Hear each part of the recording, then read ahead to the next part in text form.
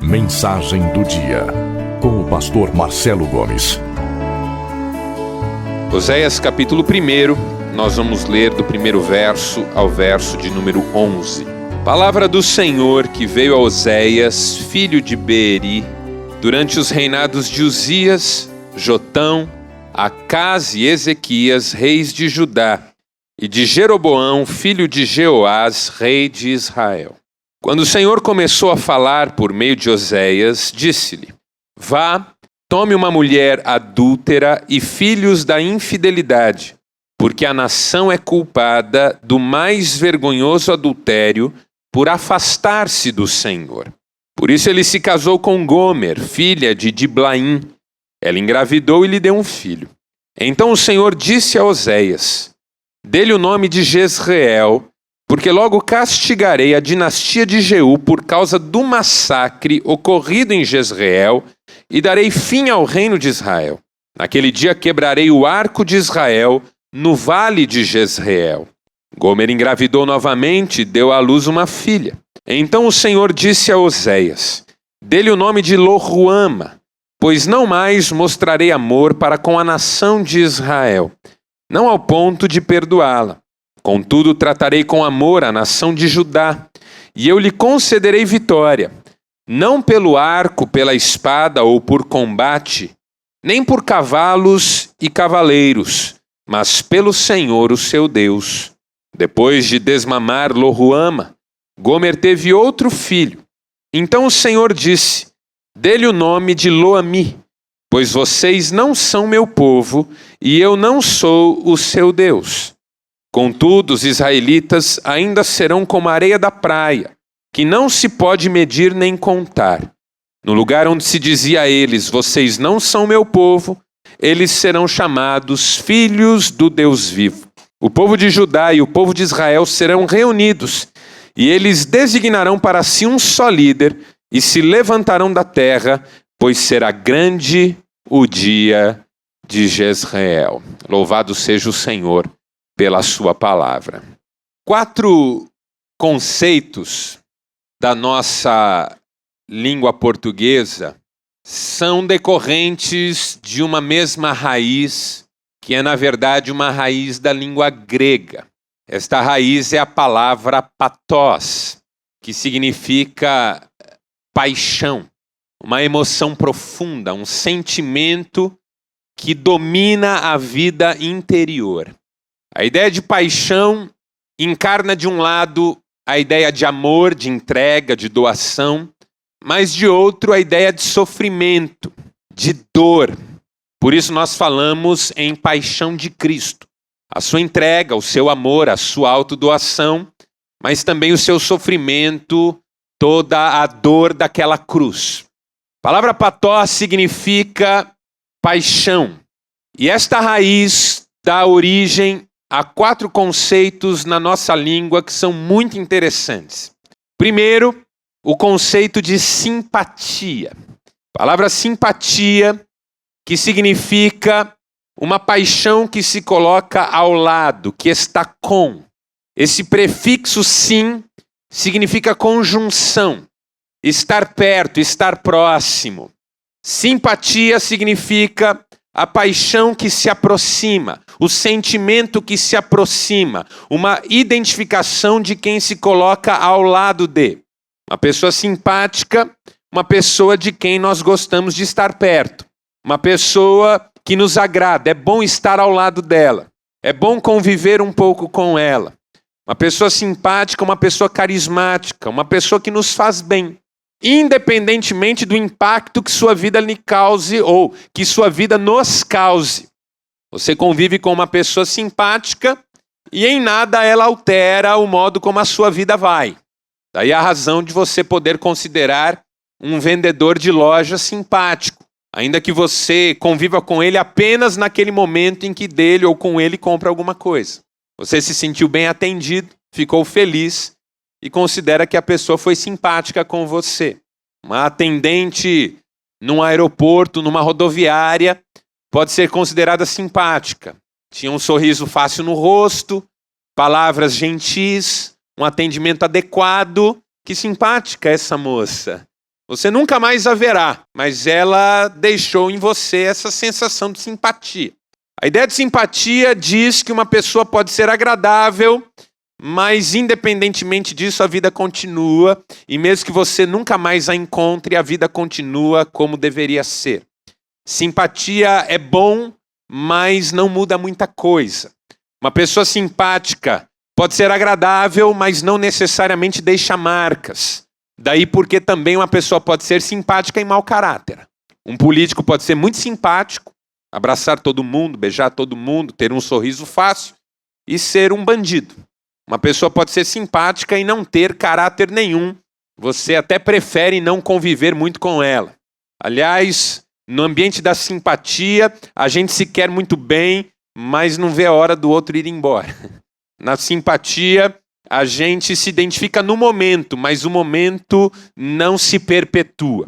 O segundo conceito é o conceito de antipatia. O prefixo anti significa contra. E uma pessoa antipática é uma pessoa cujos sentimentos depõem contra você e que produz também sentimentos em você que vão contra ela. Uma pessoa antipática é uma pessoa com quem nós não gostamos de estar. É difícil ficar perto dessa pessoa, ela tem um rosto fechado, ela tem um comportamento agressivo a seu respeito. Você pergunta para ela se está tudo bem e ela responde que você não tem nada a ver com isso. Uma pessoa antipática é uma pessoa que não vê a hora de ser embora e você não vê a hora de ir embora. E nenhuma das duas faz questão de esconder esse sentimento. O sentimento é contrário. Antipatia tem a ver com contrariedade. Não gosto, não quero estar perto, não me sinto bem com essa pessoa. Terceiro conceito é o conceito de apatia. Esse prefixo, essa letrinha A, significa sem, inexistência. A apatia significa que eu não tenho sentimento em relação a outra pessoa, eu sou indiferente a ela. Uma pessoa apática é uma pessoa indiferente. Apatia é quase como um desânimo. Aquela pessoa que não reage a nada. Você diz, vamos, ela diz, não sei. Olha, o que você achou disso? Legal. Rapaz, se a gente fizesse um jantar? Que dia? Uma sexta-feira. Sexta-feira, não sei. Você já deve ter convivido com uma pessoa apática, uma pessoa que não tem fogo, não tem brilho nos olhos, tudo para ela é sem sal e sem açúcar. A gente fala que uma pessoa assim, é feio falar, mas a gente diz que uma pessoa assim não fede e nem cheira. Fulano não fede nem cheira, é indiferente, é uma coisa chata. Não é? Falta vida. A apatia, falta paixão, falta vida. E o último conceito, o quarto conceito, ligado a patós, é o conceito de empatia. E esse prefixo em significa dentro. E empatia é quando o sentimento vem de dentro e atinge a interioridade do outro. É muito mais que simpatia, porque se na simpatia eu estou junto, na empatia, o que vai dentro do outro também vai dentro de mim. Eu sinto a dor do outro, eu me identifico com ele profundamente. Aquilo que diz respeito à vida do outro também diz respeito à minha vida. Na empatia há transformação, porque a vida da outra pessoa me influencia poderosamente. Na empatia eu não sigo como eu vinha. Depois de um relacionamento empático, alguma coisa muda dentro de mim. Eu sinto que a partir de agora será diferente. Eu não cruzo mais com essa pessoa do mesmo jeito.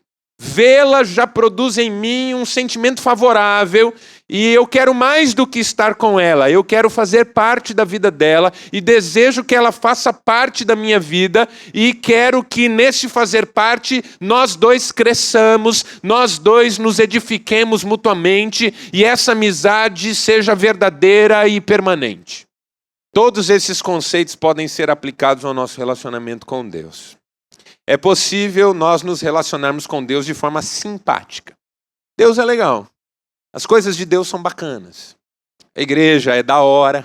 O pastor fala bonito, o grupo de louvor canta legal, o povo é cheiroso, o templo é confortável. A Bíblia é uma maravilha, um livro excelente. Os salmos, as promessas. tudo me agrada. Na fé cristã, tudo me agrada, embora a minha vida continue do jeito que ela sempre foi. O cristianismo me agrada, mas não me afeta. A palavra de Deus me alegra, mas não me transforma. Eu sou simpático. Eu estou com a Bíblia junto de mim, mas ela não me penetra. Ela não invade o meu ser. O meu âmago não tem nenhum resquício de influência da palavra de Deus. É uma simpatia. Legal, que bom. Depois eu viro as costas, vou embora, a vida continua, mas esse período em que eu estive com as coisas de Deus, eu me senti muito confortável. É possível ser simpático a Deus. Ouço falar de Deus e acho legal. Puxa, que bom. Tão bonito ouvir uma pessoa falar de Deus. Obrigado. Eu viro as costas e a vida segue. Isso não me mudou em nada. Só foi gostoso. É possível nós nos relacionarmos com Deus de modo antipático. Uma pessoa antipática a Deus é uma pessoa que não pode nem ouvir falar. Que está contra tudo que diz respeito a Deus. Não quero, não me fale de Deus, eu não quero oração, eu não acredito nisso, eu não quero que você leia a Bíblia para mim, eu não quero ir nessa igreja com você, eu não quero, não gosto, não acredito. Bíblia é livro antigo, escrita por gente doida, é história da carochinha, a ciência mostra que isso é uma bobagem, eu não quero saber. Pessoa antipática às coisas de Deus. É possível relacionar-se com Deus de forma apática, indiferente. Posso fazer uma oração por você? Pode. Mas você quer? Você que sabe. Você acha da gente ir no culto? Quando? Ora, domingo. Domingo. Eu vou ver. Mas vamos fazer um estudo bíblico, vamos ler a Bíblia. Mas que dia? Que hora? Não sei. É possível você se relacionar com Deus de forma apática. Pode ser, pode não ser. Se alguém orar por mim, tá bom, mas se ninguém orar, tá bom também. Se alguém ler a Bíblia para mim, legal, mas se não orar, se não ler, legal também. Eu não ligo. Minha vida vai sem Deus, vai com Deus e tá tudo bem. Não me importa. Eu sou indiferente. É possível ter apatia em relação a Deus. Por incrível que pareça, Deus, é o criador do universo, mas eu posso ser indiferente a Ele. Tantas pessoas que dizem acreditar em Deus, isso não faz a menor diferença na vida prática. Você pergunta para uma pessoa lá no seu trabalho, você acredita em Deus? Eu acredito. O que isso significa? Não sei. Significa que Deus existe. Tá, mas Ele é bom ou mal? Deve ser bom, né? Então, mas Ele vai destruir você ou vai levar você para um lugar melhor que esse? Não sei, deve ter um lugar melhor que esse, né? E assim a pessoa vai, ela não tem a menor ideia, mas ela vai, apaticamente, em relação a Deus. E é possível a gente se relacionar com Deus de modo empático. E aí, empatia é quando Deus invade o nosso interior com tudo aquilo que diz respeito ao seu interior. É quando o coração de Deus se revela ao nosso coração. É quando a revelação de Deus vem do coração dele, do íntimo do ser dele para o nosso íntimo. É um convite à intimidade do Senhor. A intimidade do Senhor é para os que o temem, diz a palavra, aos quais ele dará a conhecer a sua aliança. É relacionamento profundo. A presença de Deus na minha vida muda tudo. A presença dele no meu coração revoluciona o meu jeito de pensar, de olhar as coisas, de me relacionar com as outras pessoas. A interioridade de Deus muda a minha interioridade e o meu exterior se torna uma consequência desse fluxo interior. Eu sou completamente outro por causa desse Deus maravilhoso. Isso é empatia. Empatia é quando o que está no coração de Deus inunda o meu coração e eu me torno sensível àquilo que sensibiliza o coração de Deus.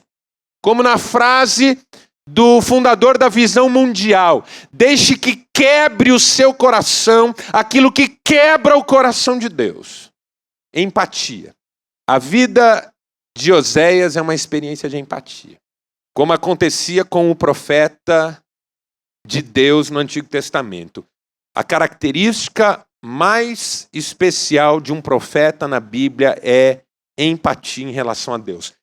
Há um teólogo e filósofo judeu chamado Abraham Joshua Heschel, que escreveu muito sobre os profetas. E Heschel diz que o profeta no Antigo Testamento não era apenas boca de Deus, mas alguém que sentia o que Deus sentia quando mandava dizer alguma coisa. O profeta não apenas pregava a palavra de Deus, mas ele era absolutamente possuído por tudo aquilo que estava presente no coração de Deus. Sentia a dor de Deus na hora de falar uma palavra dura para o povo. O profeta não falava a mensagem de Deus como alguém que cumpre um protocolo ou obedece um mandato pontual. O profeta falava como alguém que estava absolutamente comprometido com esse falar. Sua vida estava empenhada nisso. Ele sentia o que Deus sentia. Oséias é o exemplo mais clássico e, vamos dizer assim, pleno dessa experiência. Porque antes de Deus dizer o que ele queria que Oséias pregasse, ele diz para Oséias o que Oséias tem que experimentar. O livro de Oséias tem 14 capítulos. É do capítulo 4, versículo 1 em diante que a mensagem de Oséias aparece. Do capítulo 1 até o capítulo 3, versículo 5, é a experiência que Deus quer que Oséias tenha. E o que é que Deus quer que Oséias faça? Deus quer que Oséias se case com uma prostituta. Oséias, você vai se casar com uma prostituta, ter filhos ilegítimos com ela, para você saber o que é que eu sinto quando me relaciono com o meu povo. Oséias precisava saber exatamente o que estava no coração de Deus antes de pregar. Imagine o seguinte, imagine que eu mande um e-mail para você, e nesse e-mail eu diga assim: por favor, ore por mim para que o meu tratamento dê certo. Você vai receber aquilo, fui eu quem enviou. Você vai dizer, puxa, o pastor Marcelo deve estar doente, nós precisamos orar por ele. Então você vai sentar-se à mesa com a sua família, vai agradecer pela refeição e na oração de gratidão pela refeição vai lembrar de mim. Senhor, obrigado por esse alimento e também abençoa o pastor Marcelo no tratamento que ele está fazendo. Você me ama, mas em função do meu recado simples, objetivo, essa oração é o que você vai fazer em meu favor e vai considerar que já está de bom tamanho. Agora imagine que em recebendo o meu recado, você resolva me visitar. E aí você descobre que eu estou num hospital, internado. Você vai até o hospital, pergunta por mim e a atendente diz, ele está lá na área que é destinada ao pessoal do SUS. Aí você vai na área do pessoal do SUS, aquela loucura, gente pelos corredores. Eu estou numa maca no corredor, pálido, sem força, entubado, com marcas de agulha nos 2 braços, soro, tossindo, fraco, não consigo falar, perna ferida, um cachorro lambendo. Pensa um quadro feio. E o cachorro é vira-lata ainda e ele tem mais ferida do que eu. E ele está lá também. E aí você sente aquele cheiro no ar e vê que eu não estou sendo atendido e você pergunta para alguém que está passando ali o que é que eu tenho, porque eu não consigo falar, e a pessoa diz, olha, é grave, existe o risco dele não sair dessa. A sua oração vai ser, Senhor, obrigado pelo alimento e abençoa o tratamento do pastor Marcelo para que ele dê certo. Se você me ama, você vai sair de lá tão marcado por aquela visão que você vai chamar pessoas. Vai começar uma reunião de oração. Vai mandar no Facebook, no MSN, na mala direta da sua lista de e-mails. Vai falar com o pastor da sua igreja. Vai falar com outras igrejas. Um movimento de oração para Deus curar. E de quando em quando você vai me visitar. Porque você de alguma maneira se colocou no meu lugar. Isso é empatia. Você sentiu a minha dor ali e aquilo quebrantou você. O que Deus queria de Oséias era esse tipo de percepção. Oséias, é mais do que eu te dizer, vai lá, fale, e você vai lá e fala. Eu quero que você sinta na pele. Eu quero que você sofra isso que eu sofro, então você vai se casar com uma prostituta. O Oséias vai lá e casa com uma prostituta conhecida, Gomer. Os estudiosos não sabem se era uma prostituta comum ou uma prostituta cultural, mas é mais ou menos consenso que ela era uma prostituta já conhecida do público em geral. Ele se casa com ela e começa a ter filhos com ela, a constituir uma família. Só que os seus filhos nascem com nomes de maldição. Como se Deus estivesse dizendo para Oséias, Oséias, o fruto dessa relação não vai ser coisa boa, vai ser coisa triste. Um filho vai ter o nome do massacre do Vale de Jezreel em relação à família de Acabe. Outro filho vai significar não amo mais esse povo. E outro filho vai significar não é mais meu povo. Seus filhos vão andar pela rua, as pessoas vão olhar para eles e vão ver neles a marca do desprezo, da tragédia, do caos. Sua família vai ser vergonha, um vexame público. As pessoas vão olhar para sua casa e vão pensar, meu Deus, o que aconteceu com Oséias? O homem era tão bom, era um homem de Deus, foi a casar com essa sem vergonha dessa mulher, esses filhos com esses nomes horrorosos, o que é isso? Oséias, você vai sofrer o que eu sofro quando questionam quem eu sou por causa desse povo com quem eu resolvi fazer uma aliança. E o Oséias obedece.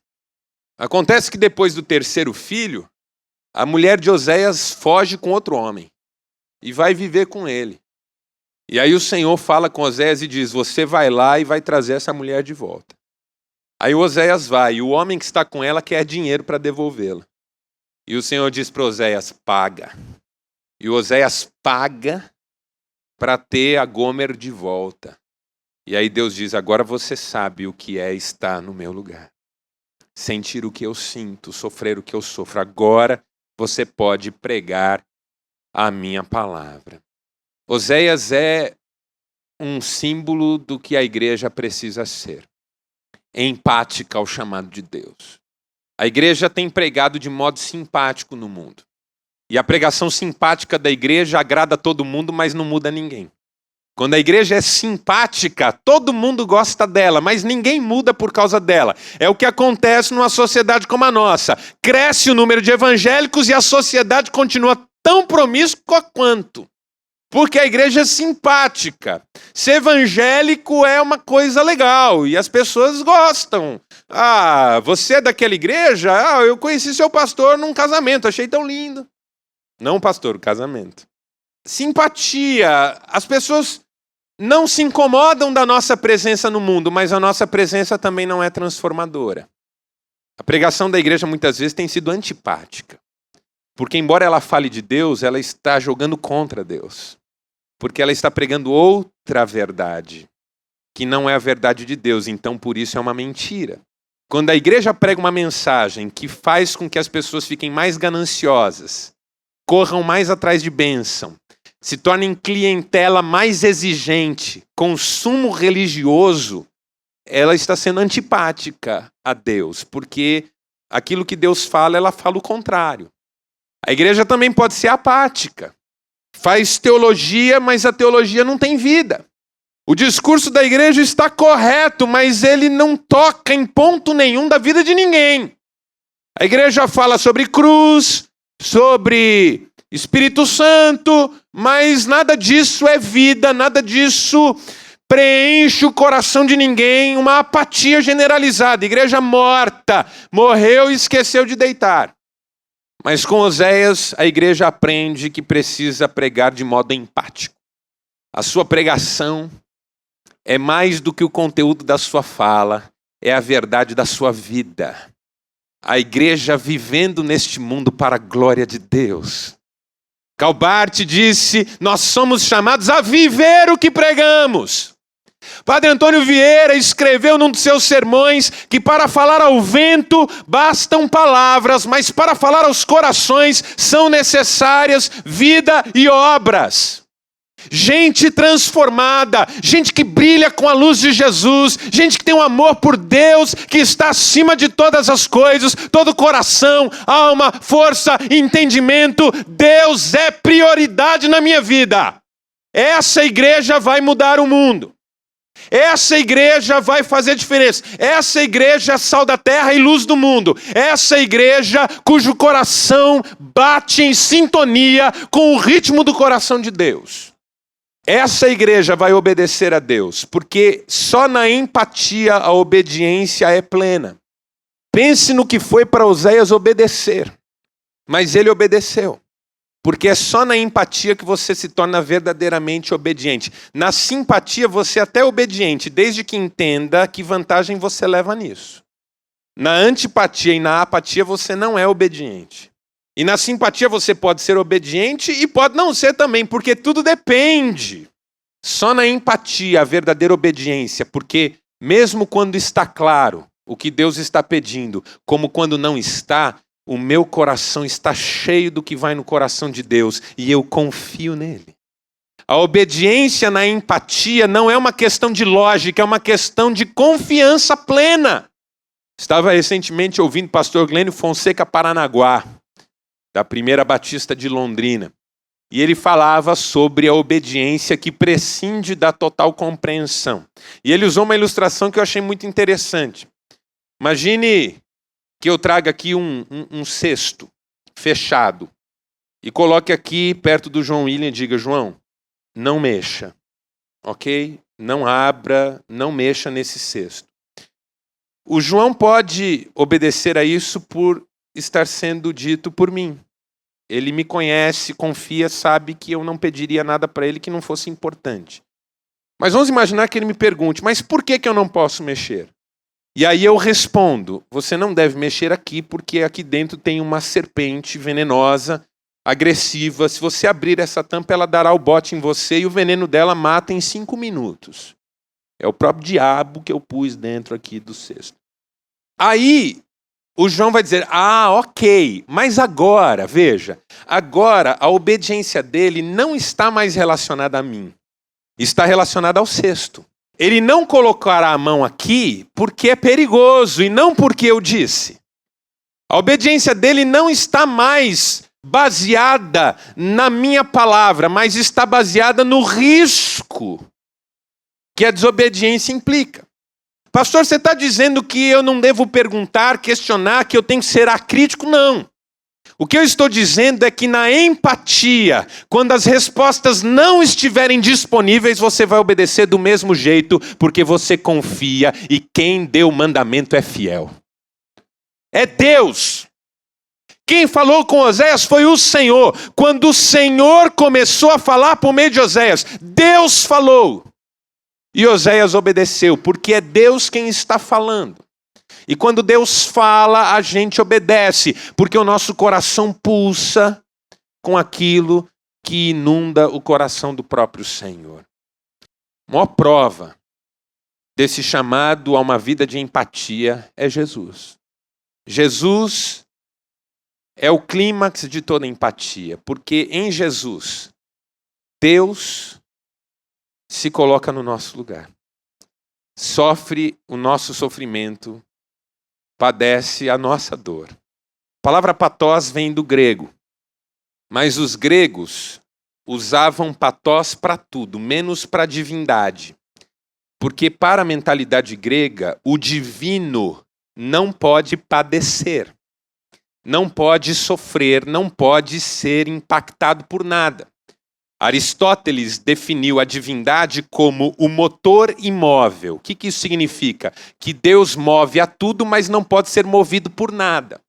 Ele não é afetado por nenhum ser ou circunstância ou elemento externo. Heschel diz: o Deus da Bíblia tem patós, porque o Deus da Bíblia sofre. O Deus da Bíblia é impactado pela nossa existência que Ele mesmo criou. O Deus da Bíblia se compadece. O Deus da Bíblia tem misericórdia. O Deus da Bíblia nos conhece pelo nome e Ele sabe o que eu e você sentimos. E Ele sofre o nosso sofrimento e Ele deu Jesus para morrer na cruz no nosso lugar. Aleluia por isso. E esse Deus nos chama a viver empaticamente com Ele. E a forma de nós desfrutarmos de tudo que vai no coração de Deus é sermos cheios do seu Espírito Santo. O apóstolo Paulo diz que é o Espírito que testifica com o nosso espírito que somos filhos de Deus. Empatia é obra do Espírito Santo vivendo em nós. Veja, não é simpatia, não é um lado a lado. Eu e Cristo não andamos lado a lado, como se fôssemos dois iguais numa caminhada comum. Não, Ele vive em mim. E eu digo como apóstolo Paulo, vivo não mais eu, Cristo vive em mim. E esse viver que eu agora vivo na carne, vivo pela fé no Filho de Deus que me amou e assim mesmo se entregou por mim. Isso é empatia. É nesse nível que a igreja é chamada a viver. Esse é o desafio. E eu quero orar com você sobre isso. Peço que você feche os seus olhos. Nós vamos falar com Deus. Deus amado, Pai Celeste, nós louvamos o Teu nome nesta hora, porque o Senhor falou ao nosso coração. Cremos que a Tua palavra é viva e eficaz, mais cortante do que qualquer espada de 2 gumes, e ela chega ao fundo do nosso coração, discerne as intenções do nosso coração e traz cura para a nossa alma.